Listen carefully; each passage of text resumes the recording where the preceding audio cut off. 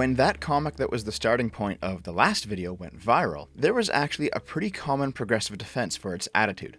Just in case you missed that video, very quickly then, the centrist says both sides have good points, the leftist gets angry and attacks the centrist, who falls into the right's camp. The rightist helps him up, and the leftist asks him why he's siding with the bad guys. The progressive defense of this, and has been for some time as far as I can tell, is that the left and right are fundamentally different, that the left-right scale is actually a good-evil scale, where the more left you are, it's not only that you're more factually correct, but also more moral and virtuous. This is wrong for obvious reasons, and if progressives actually believed this, then there would be no reason not to engage in total war with not only the right, but with those leftists who aren't left enough. Again, the purity spiral from the last video. Their position is distilled nicely by boy motor supreme here. The left, we should improve society somewhat. The right, we should expel all minorities and accelerate the rate at which we destroy the planet. Both sides make a good argument. The problem with this critique is that it's assuming the absolute worst rightist position is the default rightist position. Let's give the devil his due,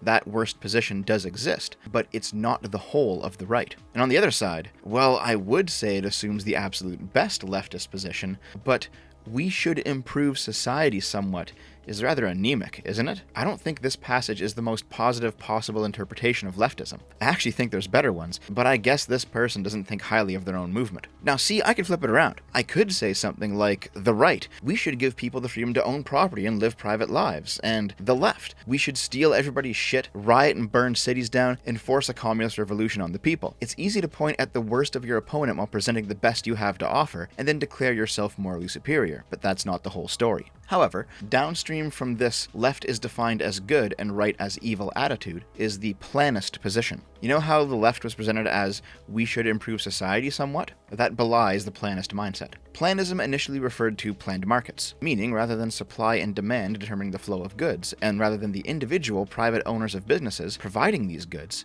the government plans the economy. The government determines what is produced and how much, the government sets the prices, and the government sells the goods, all without a feedback mechanism from the people who buy the goods. In my housing video, I go over how, in a liberal society, the market feedback mechanism of items sold per price and location allows the sellers of at least some products to adjust production and allocation based on those sales figures. A planned economy lacks these feedback mechanisms, which is why both the Soviet states and the fascist states had more inefficient economies. But in a more general sense, the concept of planism implies a belief that if you just have enough top-down, or even middle management or oversight, you can solve any problem. This isn't without its merits. Obviously, some projects require large-scale coordination or a big-picture vision, but there's also the possibility of having too many cooks, too many middle managers who don't contribute anything worthwhile, too many far-flung bureaucrats who know nothing about the situation on the ground, deciding things they have no knowledge or experience about. If you unpack the phrase, we should improve society somewhat, you have to ask, what is improvement? And who is the we? Most leftists would likely say something like, the people, collectively,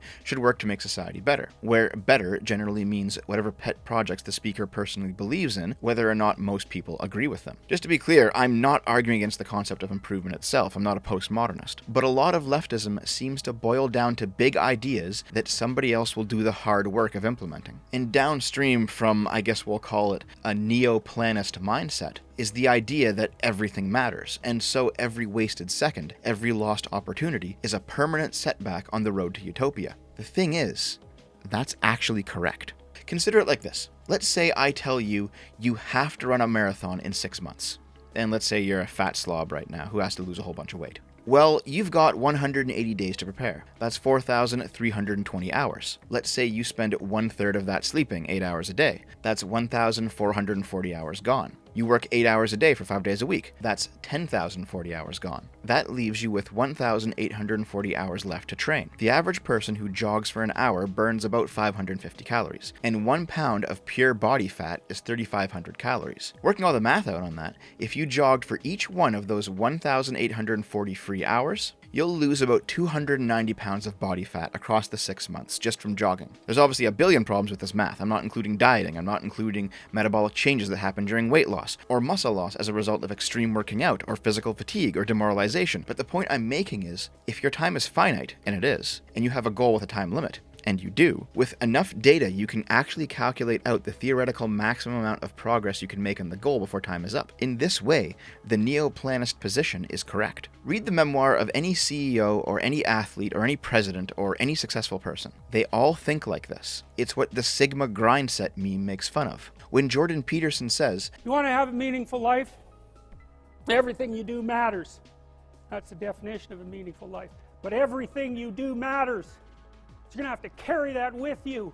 the natural end result of that position, even as the position is great for getting you to take responsibility for your life, is the neoplanist position. But the problem we inevitably counter is the public-private split. When the future CEO or athlete or president wakes up at 4 a.m. every day to work his butt off, he's understanding that his time is finite. He has from now until his death to accomplish his goals, and he's not wasting a minute of it. 1 second lost may be an opportunity lost, but he's doing it for him, for his goals. He may seek to eventually improve society through his work, but he's not seeking to force others to wake up at 4 a.m. every day and grind it out as hard as he is. Can the socialist say the same thing? The socialist position is that society must be radically transformed, that liberalism must be overthrown, capitalism must be smashed, the market must be abolished, products must be decommodified. It's not hard to see how, downstream from this political position, is the idea that every second of everybody's life be allocated as efficiently as possible to achieve these goals, because ethically they're just that important. It's not hard to see how this ceases to be the individual choosing to wake up at 4 a.m. to grind it out, and a totalitarian body planning everybody's lives. You've surely seen this phrase before. Everything is political.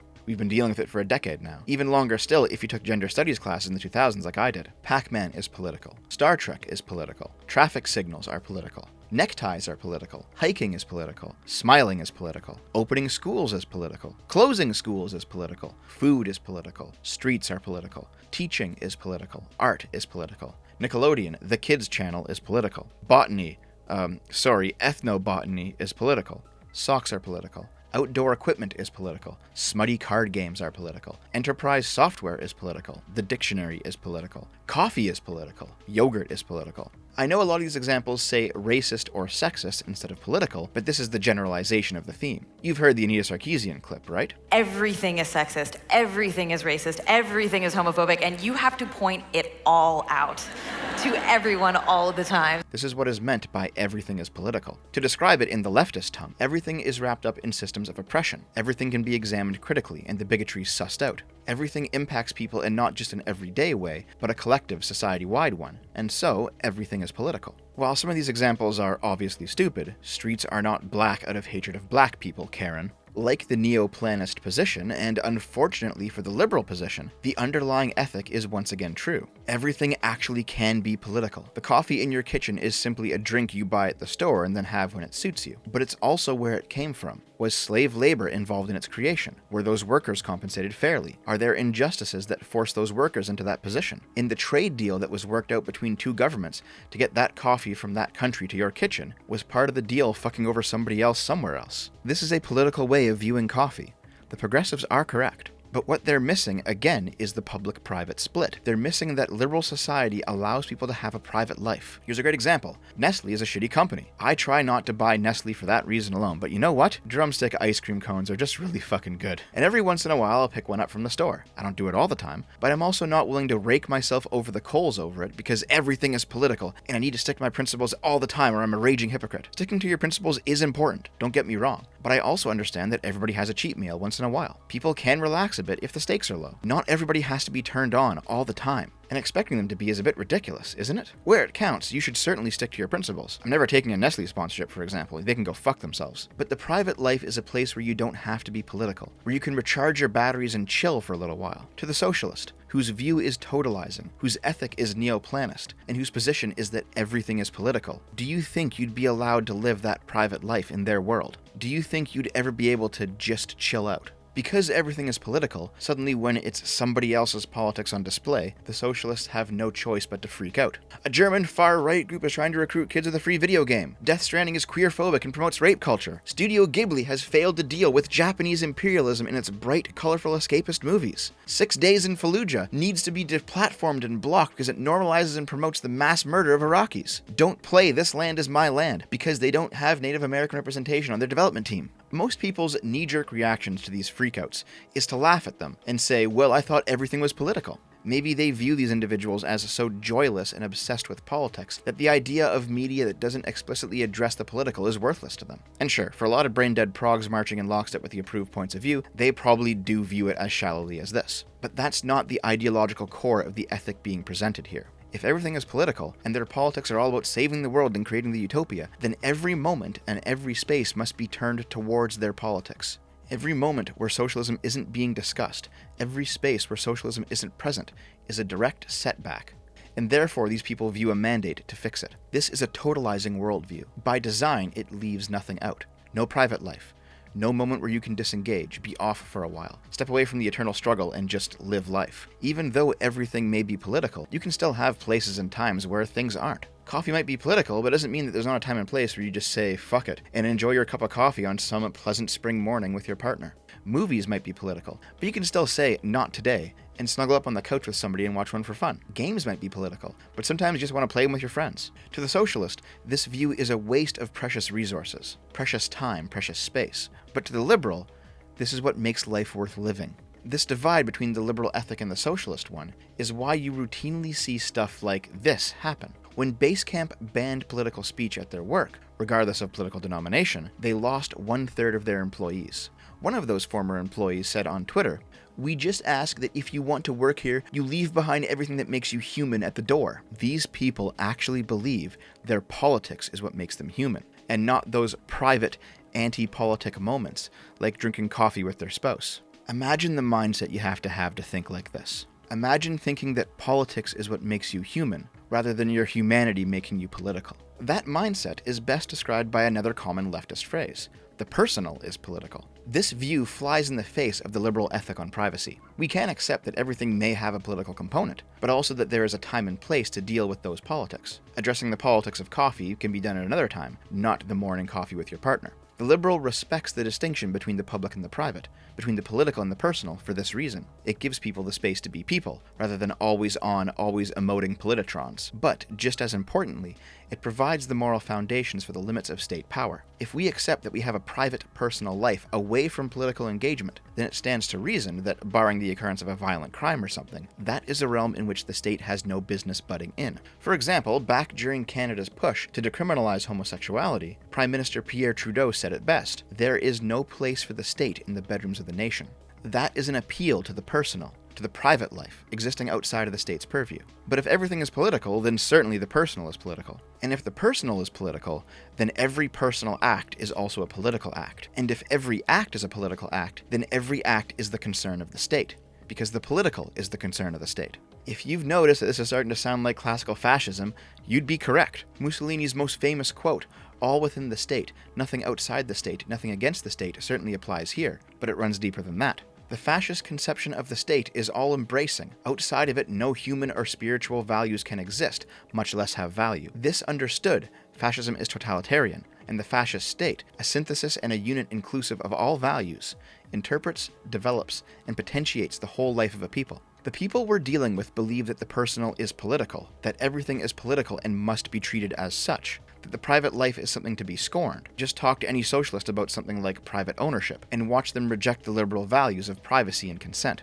I'm sure at this point I don't need to quote Marx's rejection of liberal privacy again. I've done it about 5 times now in different videos, you know the drill at this point. Mussolini mentioned synthesis in that quote for a specific reason. Giovanni Gentile, the philosopher of fascism, was a neo-Hegelian, and in the Hegelian tradition, believed that a fascist society would necessarily include a synthesis of public and private life, with the socialists' publicness arising as the antithesis to the liberals' thesis of privateness. The fascists viewed the distinction between public and private life as non-existent, imposed by the liberal government, but not actually a real thing. This sounds a lot like the progressive everything is political position, like the socialist everything must be turned towards praxis position. What binds these philosophies together is that they are all totalitarian, and I'm using that word properly to mean a political philosophy that concerns itself with the total of everything. It is totalizing. There is nothing that exists that the philosophy considers to be neutral, or unaligned, or outside of its scope. Fascism and socialism, progressivism and Marxism all view themselves as complete theories, and therefore there is no topic in which they have no position. This is not the liberal point of view. For the liberal, a lot of things are personal. For the liberal, a lot of things are private. For the liberal,